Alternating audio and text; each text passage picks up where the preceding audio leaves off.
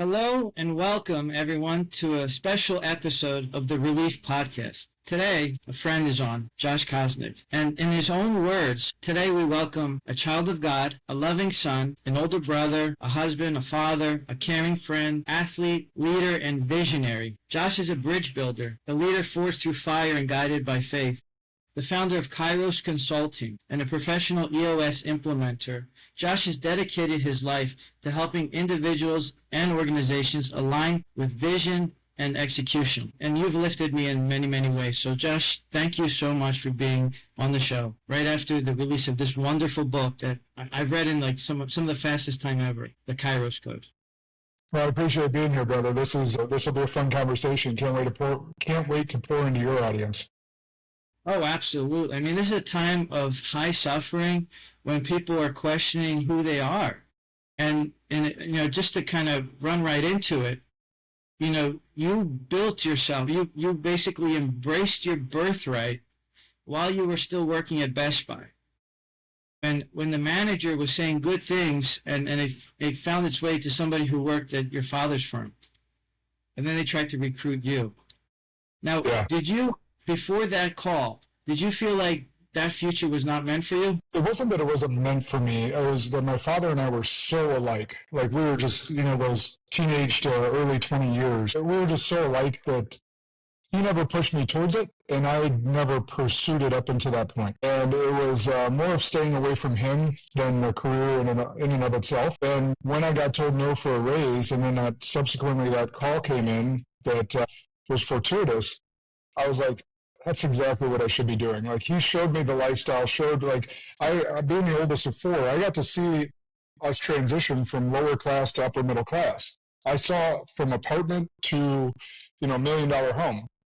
And through that experience, it was showing us the way and showing what is possible in this world should you work hard and you're a good human and you continue to advance yourself. So he showed the path the whole way. I just didn't necessarily want to see it in my teenage, early 20 years. When I was reading this book, I mean, like I said, we already kind of know each other through, becoming friends through Arete. I've been a part of your Books and Bourbon Club for a couple of seasons. So, thank you for sharing all these wonderful insights. Some of the books behind me came as a result of being in your book club. What does it mean to you to kind of, because just to give a little context, you built yourself, you earned your way to the top of the ladder. It wasn't given to you. You took every step that you had to take and over-delivered by being the first person in the office, the last person to leave, and always there to serve and give. And then unceremoniously, the person that you helped, that in your gut said, this is not a fit for our team, betrayed you and backstabbed. Mm-hmm. And this is after a pivotal moment when a father who, I grew up with a father who's still pissed off almost every day. Yours punched through a table, mine kicked through a kitchen cabinet. So I understand what that's like. How did that feel, after that whole debacle, to go back to your dad and say, did I let you down or did I serve you well? So it's interesting. Well, the feelings that are, it's like the 5 stages of grief. Like you don't know, like you have shame and guilt and you're in a state of shock early on in the grief cycle. He left me a voicemail that was really powerful. I still have it saved in my phone. And when we finally saw each other face to face, he gave me a hug and said, I'm not disappointed in you, I'm disappointed in them. And so for context for those, I own my financial advisory firm underneath the umbrella of a Fortune 100 company. So I was described to outsiders like I was a hybrid between a regional vice president and a franchise owner because I owned the business, but if I wasn't doing the job, they could fire me and buy me out. Never once did I consider that I could be fired for doing a really good job. And so that's part of the shock and awe that came with the stages of grief. But going back to my father, like him giving me that hug and affirming that it wasn't me that he was disappointed in, it was how the company that he had loved his whole life turned their back on me when I needed them most. Yeah, and I think it's a proving lesson because when that call, to go back a few pages, when you basically got the call that, I guess maybe your dad got the call first, that you were going to be managing partner and then there'd be a transition, and then he hugs you. Like, I hate to even ask this question because I'm 44 and I don't think my father's still proud of me. How does it feel to have your father proud of you and express it with words? Yeah, it's different for, like, that generation of men didn't grow up with it either. right? So they're modeling what they were shown. And that doesn't make it right, but it does give perspective to how they were shown.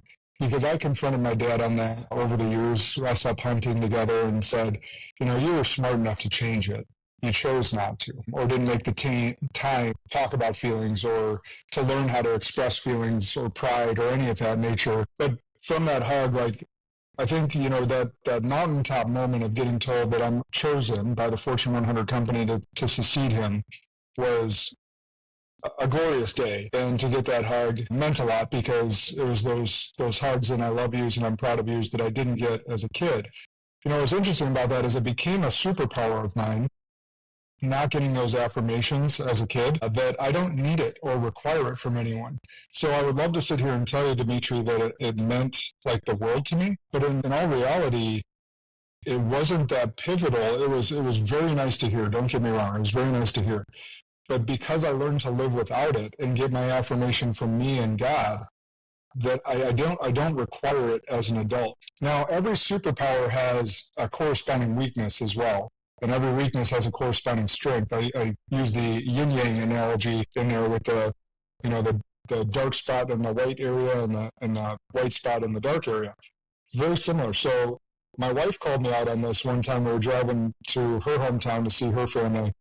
And she goes, "You don't need affirmation from anyone, do you?" I was like, "No." And she paused and she said, "But do you think that I do, or your kids do, or the people that you lead do?" And it was like a gut punch because I was sitting there going, "Yeah, probably a lot more than me." And she goes, "Yeah, you're probably right." And so that superpower, I had to pivot and bring that pendulum back to the middle a little bit. I still don't need it, although it is nice to hear. But I do need to give it to others because they need it more than I do. Yes. Yeah. I mean, we all have, different love languages. And I'm just going to take a leap. And I think one of yours is definitely acts of service. Yeah. Acts of service. And then with my wife, it's definitely physical touch. Okay. Well, then, we can have a special after midnight episode on how to keep a relationship alive, because you just celebrate 17 years together and you have four wonderful kids. And you're more present as a father than you've ever been during the busy times of your career. Can you speak to that for a moment, how you can grow a business and still be present very deeply and intentionally with your family? Yeah, so back before I even knew Andy Frisella, I did a very similar thing to the power list, and it was called a today list. So everyone has a to-do list, but very few have a today list. And the power list is the exact same thing as my today list was, these are the things that must be done today. No questions. These things get done, and I can go home and be free to be the husband I need to be and the father I need to be. What most people do is, first of all, don't quantify what they need to get done today, and therefore they don't know if they won the day or not. They just, I was busy today. I don't actually even know what I did. My time got filled up. So they have no way of quantifying if they won the day or not. In the financial world, and specifically the firm that I represented, we had a point system. So if you're a financial advisor and you got 5 points that day, that's technically a win, right? So we know we won the day if we got 5 points. And we don't have to get into how those points are made up. But bottom line is, it's very quantifiable when you posted and plan that you won the day. What most people do, though, is they don't know if they won the day. They didn't get their today list done, their power list, or whatever. They didn't close out the day. So then they go home feeling some guilt and shame about not being productive that day. And then, so they're not present for their family, or they take it out on their family. And then the next morning they wake up feeling guilty and shamey about not being present for their family or taking it out on their family. And it's just this vicious cycle that they trap themselves in of guilt and shame, when the only way to break the cycle is to actually just win the day. Just do what you need to do that day at work so that you can be fully present and the man or woman that you need to be at home. I think that speaks to the old Brian Tracy quote, is work all the time that you're working. Yes. And know who you're working for. It's actually just getting done what you need, because we only have so much time allotted in a day. So we could talk about how I schedule in my want-tos before my have-tos and stuff. And that's another trick that I've done is like, look, I got my daughter's dance schedule for next year already. And those competitions are in my calendar before anything else. So no speaking engagements, no trips to clients or anything of that nature can get scheduled over them. They're already in the calendar. Same thing with my son's sports schedule. I don't get that in as nearly as far advanced as I do the dance schedule, but those are good. Like I'm coaching flag football starting next week. So I'm there every Tuesday night to be as present as possible. And that's the other thing is like for us high achievers is like when you put in the relational capital that you're choosing to coach, you're choosing to be there for their most important things, you now have the relationship capital go. Like this past weekend, I was out visiting a client in Seattle. I got asked to give a keynote in Orlando. I'm gone 4 days. They're not complaining and giving me guilt and shame that I'm gone for 4 days because I've built that relational capital that I'm going to be there for everything that they need me there for. I took them to their first day of school. I've done that every year. I've made sure my calendar is clear so that I can show up and be there on their first day of school back in the fall. Like, so it's building those things up so that when you want to go and run hard for achieving whatever goal you want to achieve or make the money that you want to achieve, like that relationship capital is there and you don't have your spouse at home or your kids at home going, where's daddy? He's never here. All the different things that make you feel like a piece of shit. Well, far removed from that, but it didn't come without a mountain of pain. How can you suggest others build that strength of endurance to be able to handle, their career being ripped from under them, even if it's not their fault? Well, I think the strength and courage comes from having gone through pain. Like the only way to get through pain and understand what pain is and that you're capable of overcoming it is having gone through it. And so there's been many points in my life that I could point to where I've experienced pain, but some of it's just little stuff like actually putting myself in uncomfortable positions with working out, with testing my faith, with testing relationships, with being told no when I'm trying to sell something. Whatever it may be, all those little things add up. They're like, hey, I got through this. In fact, let me tell everyone that's listening, you're actually undefeated. Every single one of us that's alive and breathing today is undefeated. That everything that you've gone through in your life, you're still standing, you're still productive, you're still healthy, most of us. Like, you are undefeated. Everything that you've gone through in your life, you've overcome or are overcoming. You're in the process of overcoming. We just don't think about it that way. So when I went through my greatest pain, I had 2 words that resonated really deeply with me that I wrote down as they're watching. And I've always taught my kids, Jenna and I both, since they started walking, what do we do when we fall down? We get back up. And that's just what we do as kids. Like, you learn to walk and it takes a time. Most kids don't just start walking the first time they take their first step. That takes balance, coordination, learning that, I can stand on my own 2 feet. Sometimes they start with a little walker before they actually get the hang of it. And that's practice and repetition. And that's the same thing with going through pains. But that rallying cry of they're watching is when I fell into that pit of despair, it was like, if I didn't stand up and keep moving forward, if I had just taken the buyout and disappeared, I couldn't look myself in the mirror because I would be going against everything that I taught them. And so for me, it was, I got to get up and go through this pain and show that I can go through the pain and start rebuilding my life again, my professional life, and show them that Dad gets up too. Dad will, when he falls down, he gets back up too. And it was interesting to note that it wasn't just my kids watching. Everyone was watching. My old team, the person that stabbed me in the back, everyone was watching. People that I didn't even know were watching. And I wouldn't have respected myself if I had not gone through, and no one else would have respected me either if I had not gone through the fire. They would have understood with how publicly and badly I was torn down. They would have understood if I chose to go hide under a rock with my buyout, but they wouldn't have respected me.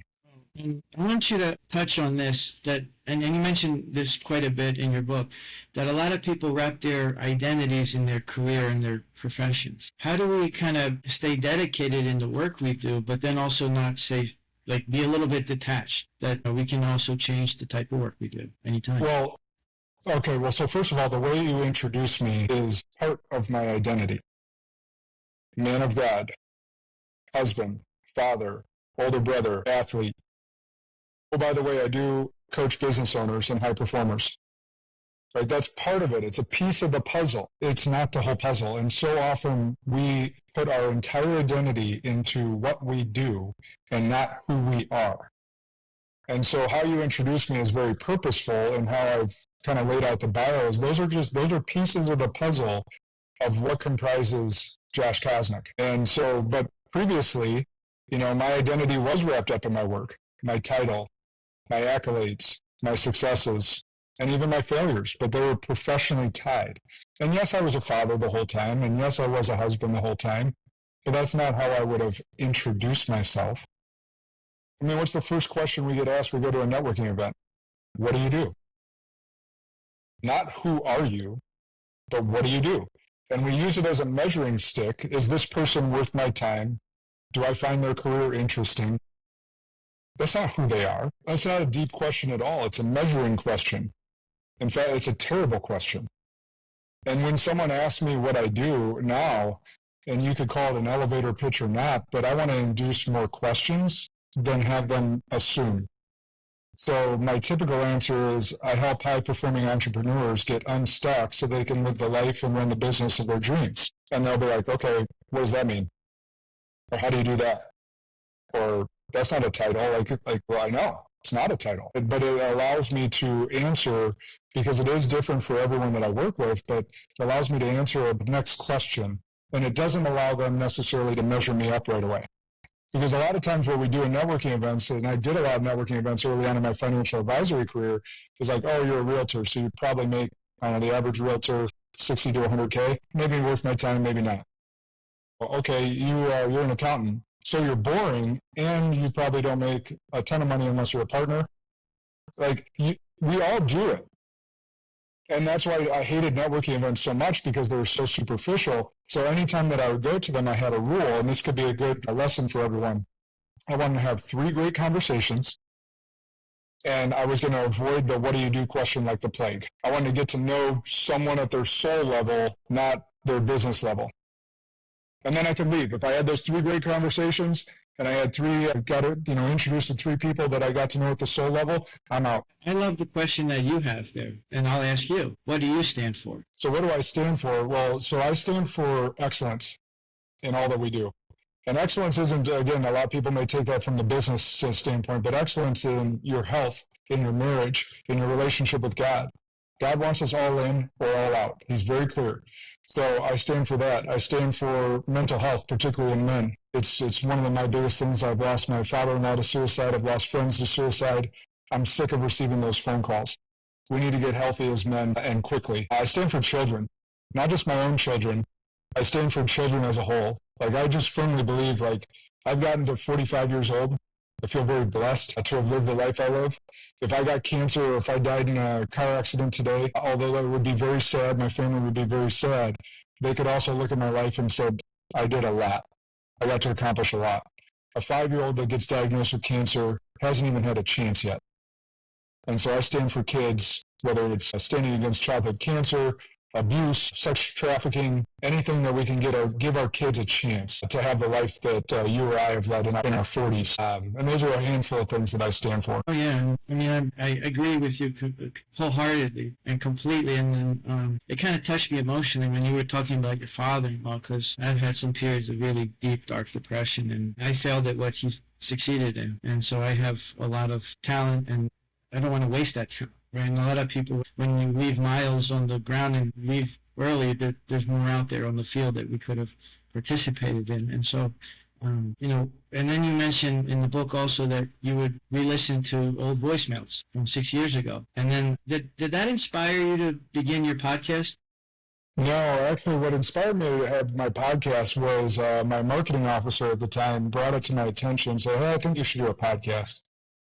And he had all the marketing reasons. It was really good. Position myself as a leader in the community, have other community leaders on the podcast, and could help with recruiting, could help with sales, or at the very least, brand recognition. It's those are all great, Chad. Great ideas. I'm not opposed to the idea, but if I'm going to do a podcast, it's got to be for a deeper reason. And so the deeper reason for me was that my kids would always have my voice. Is that if anything, because I was in the financial planning world, I delivered death claims to people that died far before their time. And so mortality was always a part of our business. And for me, I was like, if anything happens to me, I want my kids, my grandkids, great-great-grandkids, and so on and so forth to always have my voice.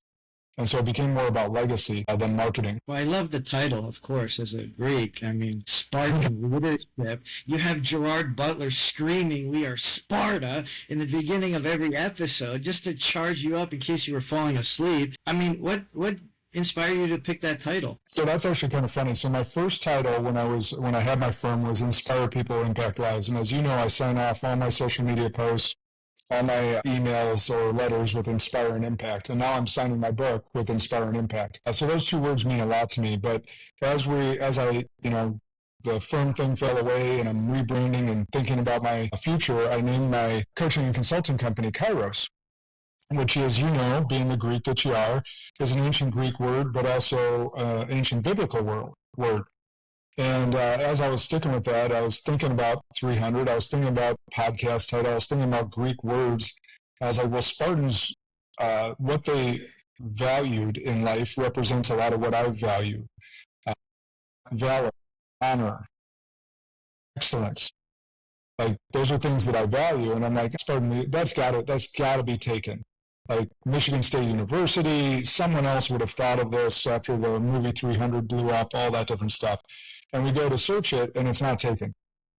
And I'm like, that's it. I mean, look, from the movie itself, which, we all probably saw in the theaters, and I left just like the goosebumps everywhere, ready to take over the world and fight Persia. But, that Persia doesn't exist anymore. But what I noticed in that movie was his wife telling the husband before going off to battle, right? Or the same way when people go off to work, they would say, die with your shield or on it, right? So what does it mean? Not only be battle tested, but put on that armor, right? Not only as a man and a leader, but to say, you know what? My why is so strong, so hardwired that you wake up at the crack of dawn, cold dip, do your prayers, your exercise, your routines, and then you're ready to go to work. What does that mean? Like, teach others what that means, because I'm finally a little late to the party, but routines do help you. Yeah. Well, so that's a great question, Demetri, because you'll hear influencers. We've all seen influencers preaching on social media about the morning routine and they have the perfect one and yada, yada. I'll give you guys a little insight. There is no perfect morning routine that's not yours. So meaning your morning routine is your perfect routine, not some influencer's perfect morning routine. So if I choose to do cold plunge, reading, breathing exercises, prayer, and that's kind of my morning. I do a ruck in the morning. That's great for me. What it's doing for me, what your perfect morning routine should do for you, is get your mind and body and soul ready for battle for that day. That's the perfect morning routine. Whatever that does it for you, that's what you should do, not some influencer's routine. And so your mind and body need to be ready for battle for the day. And the one rule that I would have to create your perfect morning routine is this thing does not get checked. And for those not watching on video, I'm holding my phone. Because what it does neuroscience-wise is it puts your mind into fight or flight immediately. You start getting like the dopamine hits of checking social media. And if you open your email, it's like Russian roulette. Because you don't know if you're getting a bad email or a good email. And if you get that bad one, and before your mind is ready for the day, it's going to screw up your whole day. And trust me, because I've made the mistake. So it's just one of those things. To avoid that, you need to get your perfect morning routine set and done repeatedly to create that mind space and soul space to put on that whole armor of God and be ready for the day, ready for battle. Because once that's done, if you happen to get a bad email, your response time is going to be like, that's no big deal. I can handle that. Move forward. Next. If you check it before your mind's ready, it's going to set you back hours, if not the whole day. Absolutely. And, another thing that you mentioned in your book is we have to remind ourselves to be happy with the progress and growth that we've made. Can you elaborate further on that? Yeah. So I have sucked at this most of my life. And so I can elaborate on this a lot. Because I'm a high achiever and I'm always thinking about the next goal, the next vision, the next mountain to climb, it has not been something that I've been great at. However, the last 2 years, I've become really good at it. And I read the book, The Gap in the Gain by Dan Sullivan and Dr. Benjamin Hardy, and it put in a ton of perspective. I was not expressing enough gratitude, and I was not expressing enough pride in the good sense of pride in what I've accomplished and how far I've come in my life. And because we're always thinking about the next thing, or if you're on social media, you're seeing your friends on vacation, or you're seeing your friends show off their highlight reel, and you're thinking, oh, I'm not there yet, all this different stuff.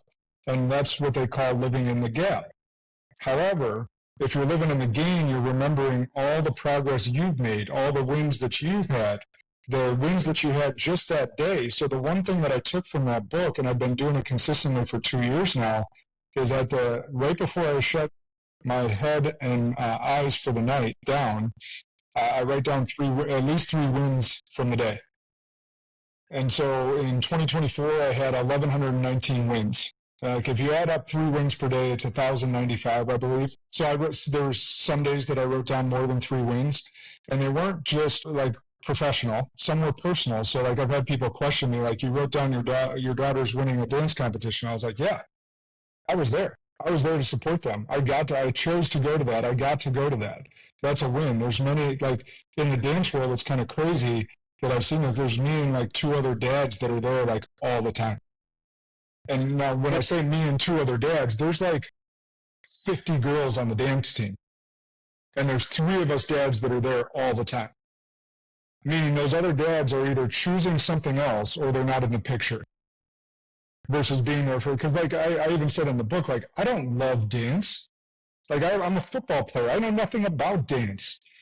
But I love that my girls love dance. And I'm going to show up to support them. And so that's an example of a personal win. And then there's many professional wins, from taking on a new client, helping a client achieve something or solve a big issue. Like those are great professional wins, or making that call that you didn't want to make, whatever it may be. Those are great wins to write down each day. Or the time that you really didn't want to do a workout, but you did it anyhow. That's a win. Like, write that down. And then you find out there's a ton of gratitude that you write down as well. Oh, yeah. I mean, and you know, when you talk about your daughter's win, they won as a duo. You said it was like the two won together, and that's kind of rare. That, you know, that first of all, that families even get along anymore. But second, that they can, you know, win together. Like, you know, that you're not, that a win is a family win, not just a soul win. Because you pour in, you took them to dance practice, you know, when you didn't want to. When you could have done something else. You could have hung out with your friends or somebody, you know, done something to earn more money. But being present in, you know, when you walk them down the aisle in the future, they'll remember those key moments in life. They'll remember that all, you know, when they have their kids. They'll know that this is what Dad did. He could have gone out there and, you know, taken some big meeting and earned some big accolade, but this was the prize, being present with the children. So I want to honor and commend that. I hope that in a few years more men will also let go of their ego and just show up, because it does matter. You don't have to say much. Just showing up and being present makes all the difference to most people. Yep, that's right. I want to add, there's a page here that just stood out like over and over to me. And it was page 79. And if I may just read a little bit of it. You said that it was blessed to be kicked off the mountaintop, but given these 6 months to heal, redesign your vision, and learn what God was teaching you. You learned that through the forced exit, there was gift in your pain, and sometimes God's preparation is packaged in pain. And speak that, you know, not just that, but that a lot of us are overworked, overburdened, and disconnected. How do we kind of plug back in? Well, speak to the pain piece first. Like what I said there is sometimes God's preparation is packaged in pain. I loved what I did. I was leading 250 people. A good majority of them I recruited personally, developed personally, poured my life into theirs. And so I didn't see myself doing anything different. Like that was it for me. I was going to ride that out till I was going to run the firm from 35 to 55. Grow it as big as possible, sell it, and then figure out what my next act was going to be after that. So I want to start with that because that's how painful it was when you lose your whole identity and what you thought was your purpose the rest of your life. And so there's this drawing. I actually didn't include this in the book, but I've given in some of my keynotes. I'll put it up there. There's this drawing I saw, and I don't even remember where I saw it. It's like, think like a newspaper drawing, and there's this little girl clutching a teddy bear and a bubble above her head that says, "But I love it." And in front of her is Jesus kneeling, asking for the teddy bear, has his hand held up. But behind his back is a massive teddy bear. And so I think about that depiction often, because oftentimes when we're not trusting God's plan, and we're just thinking about our own selfish pursuits, our own selfish desires, we're clutching onto something that we really love, but God's purpose and plan for us is so much greater. And if we don't let go of that thing that we really love, we don't get to see the bigger teddy bear that he has to give us, the bigger gift that we can give back to the world.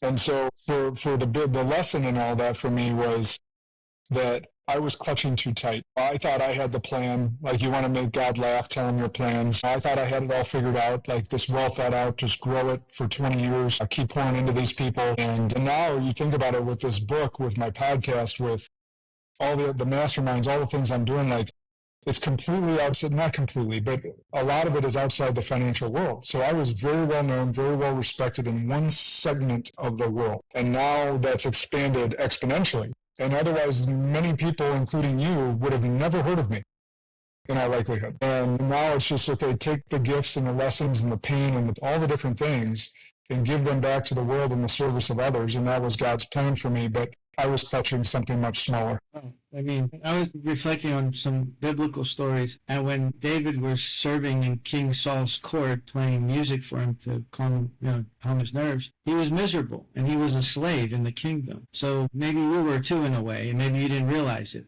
because there's a lot of groupthink. There's a lot of like, these are our established rules, this is our way of being, and that's it. But then when you were freed from that bondage unceremoniously, let's speak to the next happy chapter. It led to your happy place, the feel the dreams moment, right? And what I truly love, I didn't really know until I read it, is that the person who built your first family home sold you your feel the dreams. Yeah. It was a total God moment, right? Because I looked at, 6 to 8 other properties. This place wasn't even listed on MLS. And it was a friend that introduced me, showed me a video of this place, and I go out to see it. And they were going to have me sign an NDA, a non-disclosure agreement. And I'm like, that's super weird. I've never been asked to sign one of those to view a property. I was like, can I ask why? And they said, the owner's just really private. I was like, well, if I'm signing this, do you mind me asking who it is? And they tell me, and I was like, oh, I know him. Tell him to be here next time. And so it was really, really cool God moment, because he comes out to visit the next week, the next time we had a showing, and he takes me all around. We haven't seen each other in 7+ years since we moved out of that home to the suburbs. And it just led to some magical conversations and a lot of trust that he placed in me doing the land contract for a bit, even though the money came in the next day after closing. And it was just, you can only say that it was God. There's not enough coincidences that you could believe in that would have added up to that story. They say it's better to be the warrior in the garden. You're the warrior and the garden. Because now you got llamas, you got chickens, you got a whole house, but you also have a retreat. And not just to go restore and, like a spa, but basically a business retreat. And you just hosted, speak about the event you just hosted and highlight some of the takeaways that people had from that event. So in the book, I lay out the 5 bridges of Kairos, and I built the event in our horse arena, which was the first time I've used it like that, because we've had weddings and political fundraisers and such like that in the horse arena, but not a business event. Usually I've done that in the barn or the house. And so the goal was to get 300 people there. Me being the only salesperson, found that it ended up being arduous to do. That being said, we had over 150 people show up and support the event in the horse arena, and I had a speaker lined up for each of the 5 bridges. So it was very intentional, the expertise that they brought to the table to help people walk down this path. So I kicked it off, and then the other 5 speakers spoke. And we did a roundtable at the end, a Q&A. It was an amazing transformational day. And one of the coolest things, Demetri, because I know you've been to a lot of these events where the speakers get on stage, they get off stage, and you really have no interaction with them unless you get lucky and run into them in the bathroom or something. These speakers stayed with me in the back of the room at a table the whole time. The whole time. So any break or any chance people would get, they'd be coming up taking pictures or asking questions or whatever it may be. It was just a magical day where everyone that was there got to grow and have that space to think differently, both personally, professionally, spiritually, and everywhere in between, and legacy as well. So it was, we got asked, like, are you going to do more of this, like, over and over again? And I said, well, we're going to continue to run events on the property, but this event we will only do once a year because it was an immense effort for a small team to put it on. Yeah, I mean, because we, as a participant, you just go in and enjoy the show. But, talk about how you make the sausage, how you, actually show up. Not just, show up, but like show up and fully present in the middle of August when it's peak like vacation season, and come out to Wisconsin when, most people don't know how to fly there. Yeah, well, so interesting about that, we probably had 25% of the attendees outside of Wisconsin, 75% here, because in Wisconsin, like these type of events don't come here. So that was part of my impetus in doing this is like Madison has never seen an event like this. Milwaukee got Life Surge, but Madison has never seen an event like this. And so that was part of, now we have proof of concept and everyone loved it. So that'll be easier the next time we go to market with it. But yeah, you got to get sponsors lined up. You got to sell the tickets. You got to get the rentals of the stage, the tables, the tablecloths. You got to get swag bags ordered. You got to get speakers lined up and paid for. And that's probably just a fraction of what I'm remembering. Then we got to get LED screen and audio and video production. Like these events that people go to, that you and I have gone to, like they don't make money. Right. So if you're even thinking about doing an event like this, is strictly to further your other business or to give back to the community, maybe to break even and maybe increase your notoriety, whatever it may be.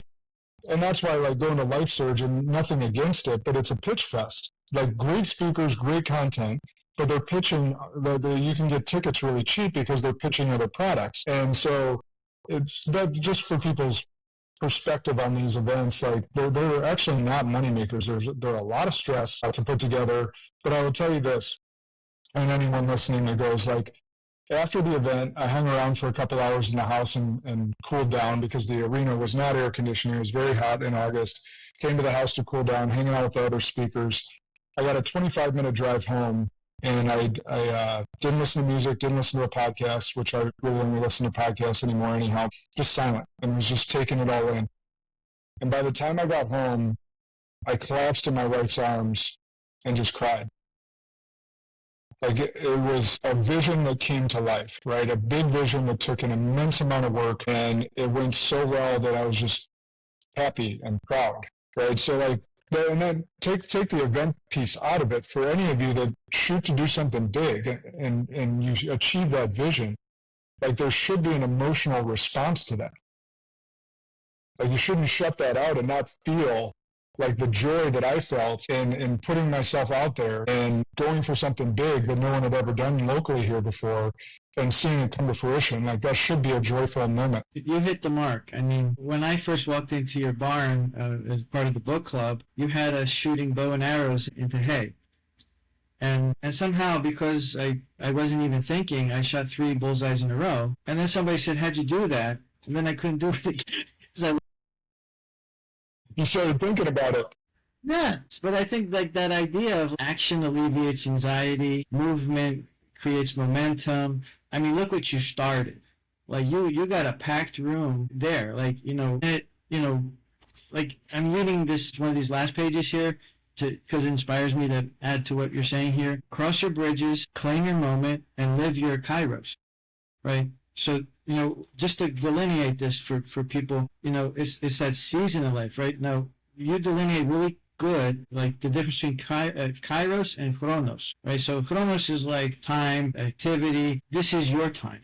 This is your time to shine and rise as a leader. So, I mean, when I think of you, I think like, okay, what's next? What's the next mountain you're going to conquer? Are you going to learn how to play music, sing, get on bigger stages? Like what's the next evolution of you? What's coming next? Well, fun fact for you, Demetri, I actually can sing, but it's something that I shut down for sports in 8th grade. I sang a solo at our 8th grade promotion. So I have a little bit of talent there, but not something I profess. But no, to answer your question though, it's to get this book out there and the LQ assessment that comes with it. So we created an assessment that may lead me to bigger stages, stuff of that nature.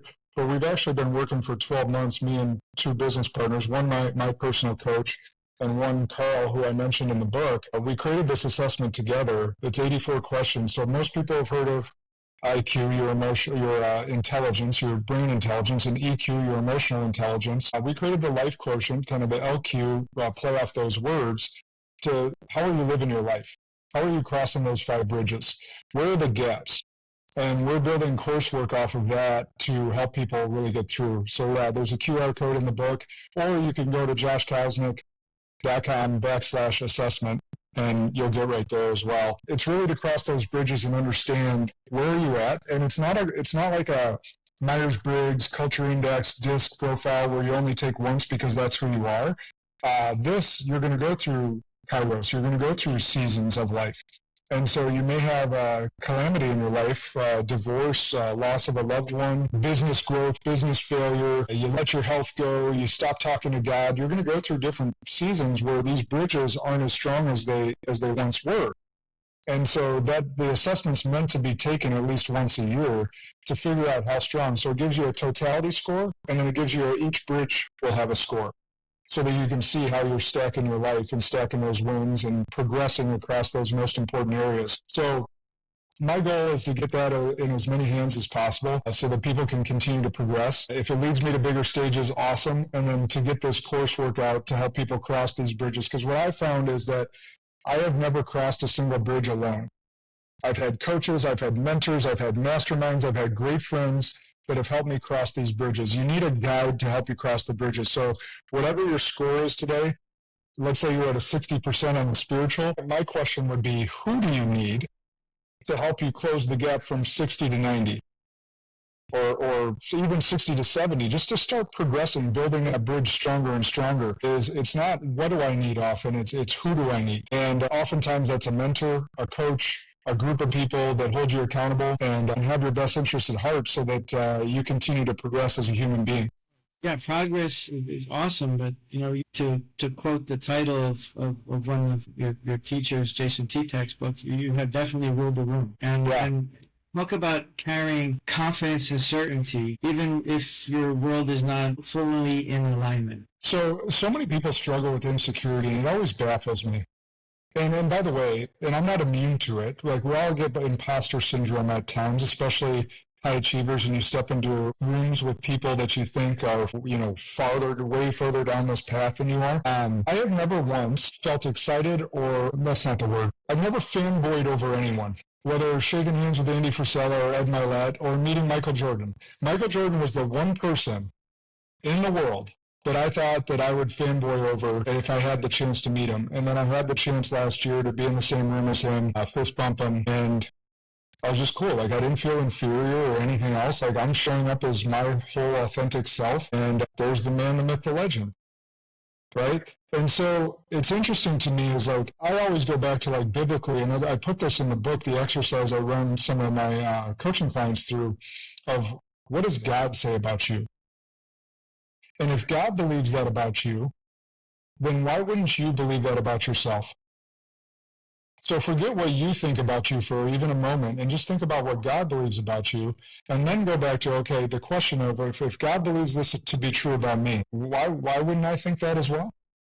And then go into that room where you feel or used to feel inferior and feel like, no, I'm going to show up authentically 100% myself, and those that are for me and will be attracted to me, and those that are not for me will be repelled by me, and that's okay. That puts you in front of new opportunities, right? Because again, I love that other the Happy Monday story, where you basically, like, this is like an affirmation you tell yourself, where you say, look, let's get the day started on the right foot. Let's have new ways and new methods of impacting people. And so, basically in the totality, like, you have like the coolest tattoos because they're scars. Yeah. And you wear them. Oh yeah, no, but I think they're the coolest tattoos ever. I mean, they're completely original, one of a kind. No one else can go through the same tragedy that you went through. But the key is that you endured it, and I feel that that's a testament to inspire a lot of other people. Because a lot of times people take really heavy setbacks as like that's the end of their story, when it's not. And I think this other part from the same page 193, it says here, like, Kairos is sacred now. You're not too late. You're not too broken. You're not too busy. You're right on time. So like that's proper. I mean, for your inaugural book, this is awesome. Like most, I mean, Thank you. forgive me, even within our circles, most people's first book is almost like a throwaway, and yours is like, I'm going to read this again, and like I got to tell more people to read this book, or at least read a few key pages from it. How does it feel to be a published author now? So it's still settling in. It's cool. After the event, my hand was getting sore from signing books, stuff like that, getting used to that. But something you said there was key. I didn't want it to be a throwaway. I didn't want to just get a book out there to say I was a published author. I wanted to do it the right way because I felt like the message that I had was so, like, again, that pain that I went through wasn't just for me. Like it had to have had a purpose. Otherwise, God wouldn't have put me through it. That was just one prevailing thought that I had the whole time. So I needed to get all the lessons out and extract as many lessons as possible from the pain so that it did have a purpose to serve the world. And so then, I've never been a writer before, so I chose a publisher / editor that I was like, hey, tell me, is there fluff in here? Like, let's get it out. Is there stuff that I covered that was good, but I didn't go deep enough? Tell me to go deeper on it then. And let's organize this in a way that it flows well and makes sense so that it's easy reading for people and they can extract the lessons that were hard fought for me, scars for me, like you mentioned. They can be, hopefully they don't have to endure what I endured and can learn them before going through the pain. Because I believe people ask, well, what's the best way to learn? Your own personal experience or through others? Well, I think that's a flawed question. The most efficient way to learn is through others. Just sometimes, some of us, me included, are bullheaded and have to do it ourselves and learn the hard way. But truly, if you can learn through others, and that's why we read and listen to podcasts and have mentors and coaches, if we can learn through them without having to endure the pain ourselves, that is by far and away the most efficient way to learn. And so that's why I wanted to give with the book as well, is like hopefully people will take it seriously, learn the lessons that I had to learn the hard way, and move forward in their lives more efficiently than I did. Well, I mean, John Gordon wrote The Energy Bus, and he definitely says some very heartfelt endorsement in the front page of your book. But I feel like you have an energy like locomotive. You're creating like a bullet train because it's relatable. Your vulnerability is authentic. It shines through. And I feel like, when people say, this was actually a question in one of the Arete calls, how can we be more real? So let me ask you. How can we be more real when someone's out there fake and just posting and trying to put on some mask? Share that it's okay to take that mask off and kind of be yourself. And some people may not like you for that, and that's okay. You'll find your tribe. You've built a great tribe. I mean, loyal teachers. I mean, your coach, right? Your coach Jason's like when you left the career unceremoniously, you're like, I don't have a business anymore, and he's like, you still need me. Mm-hmm. And that loyalty served you well. And truth teller, that's right, absolutely. So how can people get more real? Detach from needing to be liked. That's my simple answer. The fact of the matter is, my dad always taught me this because my dad, I wrote about him in the book. One of those hard heads that very assertive, and he always told me it was better to be respected than liked. And I took that to heart. And at the same time, it doesn't mean you're not going to be liked by people. You're going to be liked by the right people, but you're going to be respected by more people than even like you. Like whether it's competition or otherwise, it's being honorable, it's being integral, it's being reliable. But the masks that we wear don't attract the right people. They attract fraudulent people. So one of the blessings in my pain was when you fall from the mountaintop, it's a really painful lesson, by the way, but you get to find out who's real in your life and who's not. Because when you can't do something for them, or they were only around you because it brought them notoriety, or you were the boss and it could get them positional power, or whatever it may be, all of a sudden those people disappear when you're not at the top of the mountain anymore. And you get to learn who's real in your life and who's not. And so your circle gets tighter. But what it's allowed me to do as well is, like, I don't have to posture politically for the corporate office anymore. I get to speak freely about God and my spiritual beliefs now. I get to be more of me, and because of that, I have attracted more real relationships in shorter durations than I ever did in 17 years in that industry. Well, I'll just give you a real quick example. Like there are 75 of us managing partners throughout the country, and we were all decently close because we were fighting the same battle together, just in different territories. We all had a Christmas card list. We all mailed to each other every single Christmas. Guess what happened the year I was terminated? 65 to 70 stopped mailing Christmas cards to my house. There was 5 to 10 that kept going because we were true friends. But the other ones, I wasn't on the Christmas card list anymore. And so, and not to say that I was close with all of them anyhow, but it was just one of those things. It was a tradition that we were used to. And then there's people that were in my company that proved that they weren't real. Others did. Some were emailing the CEO of the corporation and telling them what a big mistake they made and all the different things. But like you get to find out who's real in your life when things go bad. If you want to find out who's real in your life now, is that they love you for who you are, not what you do. That they love you even when you're down, or especially when you're down. They're the ones that are going to try and pull you up when you're down. And they don't care necessarily if you're checking in on them all the time or calling them every day or anything of that nature. They just want to know that you're there when they need you, right? So removing the mask and becoming authentic, you get an X better tribe of close circle than you ever would of having a fraudulent mask that you're wearing and having this what you think is a big tribe, but they really don't give a shit about you. That you've been a friend to me in some really low places in life without regard of how can I bill you. And I feel that that's honorable way of living. To further add to what the great words that your dad shared, speak to how it's important to stay green and not get ripe and rot. Yeah, that was like a nursery rhyme to me, Demetri. Yeah, stay green and growing, or you're either green or growing, or you're ripe and rotting. And so that's the thing is that some people have caught on to the Kaizen mindset, right? Kaizen. For those that haven't heard that, it's continuous improvement. We had another word for it, was kanai, constant and never-ending improvement. It's one of those things where most of us know that. Well, if you think about stocks, you think about companies, you can think about it in a much different way. You can think about your muscles. Like if you don't use it, you lose it. There is no staying the same, right? And a lot of us get trapped in this thought, well, I've gotten to a certain point, or I've gotten to a certain health, or I've achieved this goal, and I can just coast now.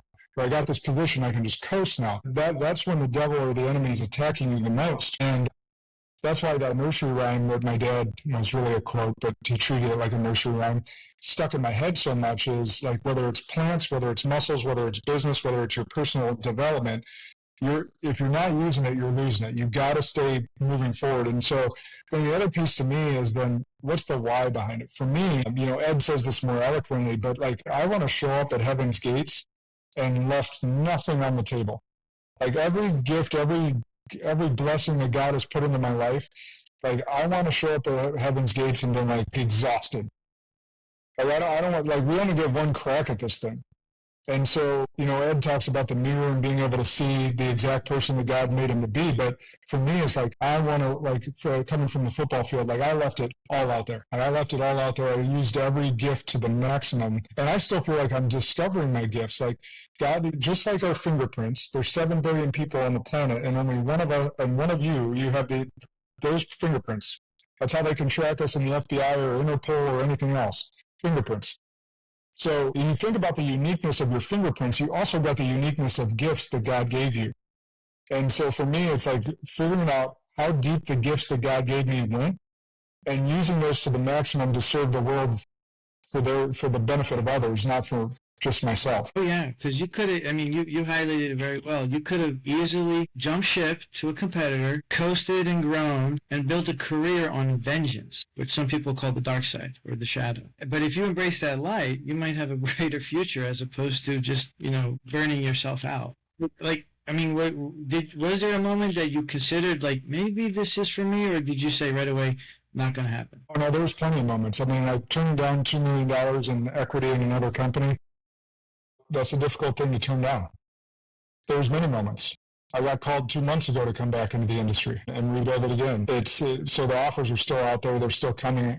I haven't considered it seriously because of how much joy my current life is bringing me and impacting more people outside of the financial industry. It's one of those things where, yeah, you wrestle with those things, but you got to listen to God's voice.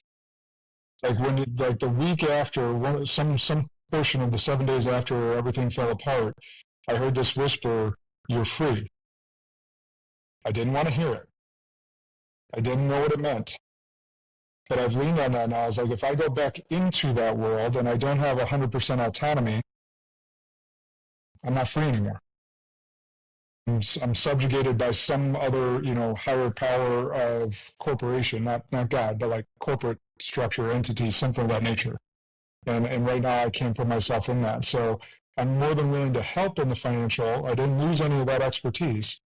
I told that company 2 months ago, I was like, I'm willing to help, but I can't be in that full time. Well, I feel you've chiseled a better David, right? I mean, even from like the photos, like before your physical transformation and even after, and then all the layers that go behind that. So, to quote Ed, and your will to win is not for sale.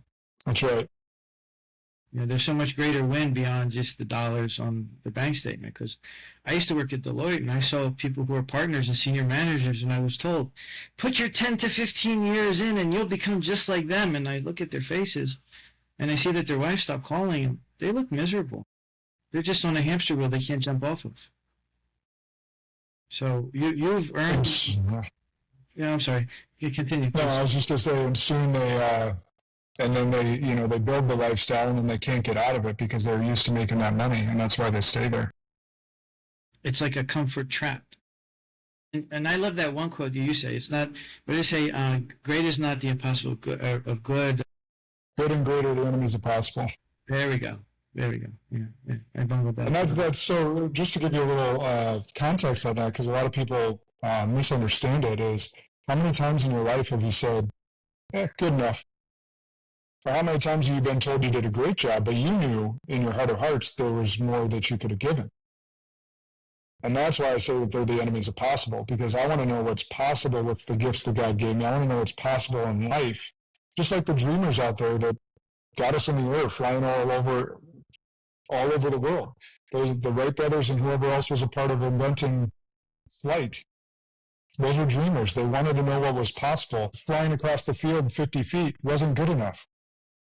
Right, so that I want to know what's possible out of myself and the world. Certainly is. And then once we get and receive and share gratitude, we can be worthy givers to great causes and speak to the Spartan Valor cause that you so strongly support and raise awareness for.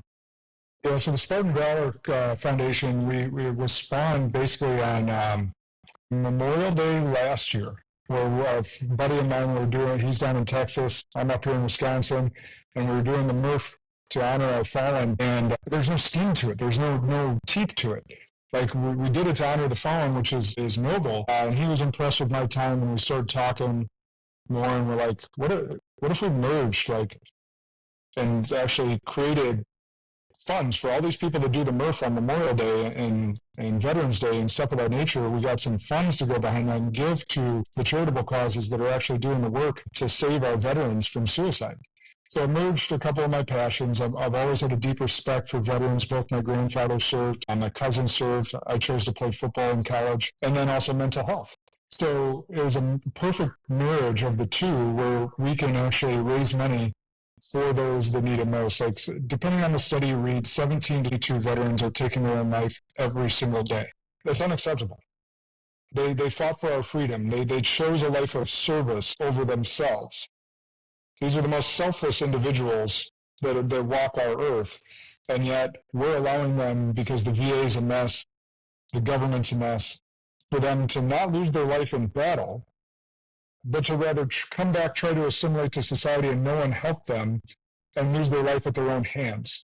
I just find that unacceptable, and we want to be a part of the solution more than we were. Truly noble mission, and we need to serve those who serve us and not be ignorant of our freedoms that cost so much blood and suffering to earn and preserve. That's right. both our grandfathers served. Mine served to preserve Greek independence, and yours to preserve American. But either way, we have to live free. And when you're under constraints, you're not your full self. So when you cut off that chain to a larger corporate entity, it can be scary, and it truly is, especially if you're used to weekly and bi-weekly stability. But when you have to earn your own breaks, rewards are more satisfying. Would you agree? Oh yeah. Yeah, and it's like, so for me, like giving up, the business that I had and 7-figure income and, running multi-8-figure company, like I could have gone and done it again. That would have been the easiest thing. But then to create a 7-figure income off the back of nothing, and just figuring it out as I go, like like I had a playbook there. I had no playbook for what I was building. And I created it out of thin air, and that's really rewarding. That's awesome. So, in closing, any final thoughts that you would love to share? Any key lessons that you discovered through putting together your book or events, or something that you say, you know what? Talk to that one person who's just afraid of everything to kind of jump off their shell. Yeah, I love that. Actually, you just brought the thought to me. Or God did. One of the two. Demetri or God, one of the two. Fear not. It's stated 365 times in the Bible, one for each day. So whether you're a believer or not, that's an important message that the author of the Bible, God of our universe, wanted us to hear.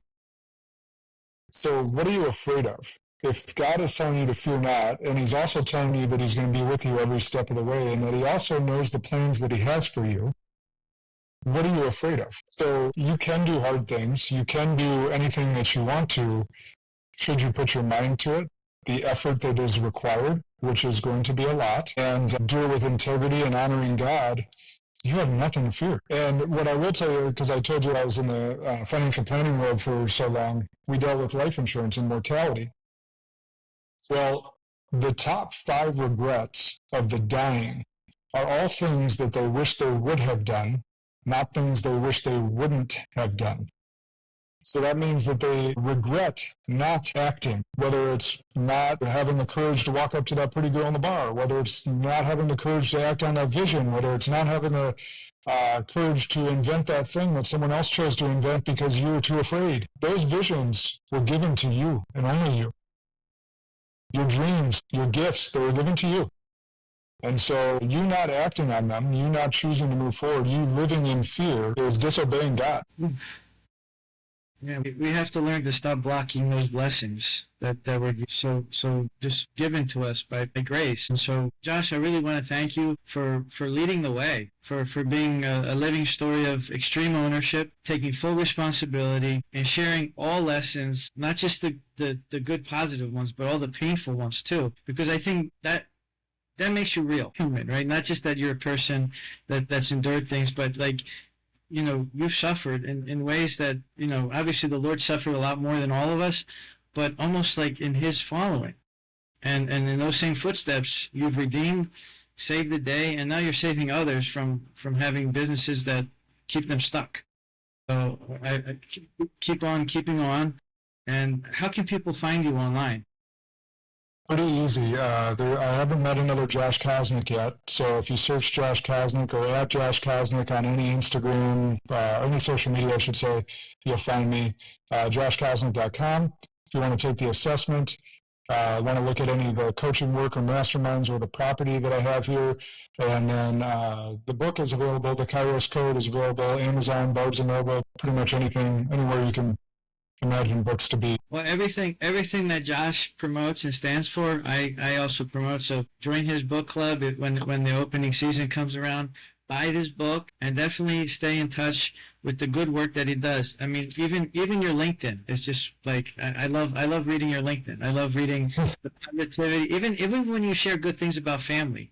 And I'm like, you know what? That relates to business as well, because that's who we're doing it for, and that's who we're doing it through. They're empowering us to be better at what we do. Yeah, that's right. Well, everything's intertwined, like we talked about. And so if you're not talking about like family on LinkedIn because you think it's a professional site, you're not connecting to people authentically. Well, brother, thank you for being here, and thank you for just continuing to live in the righteous way that the Lord instructed us to live. Yeah, I appreciate you having me, Demetri. Thank you, brother. All right, cool. Give me some real assessment. How did I do?